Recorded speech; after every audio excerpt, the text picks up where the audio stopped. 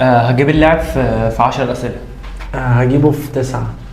سيبني بقى اخش بقى في 8. هجيبه في 7. خش. خش. تمام. امين. اللعيب ده بيلعب جوه اوروبا صح. في النادي بتاعه.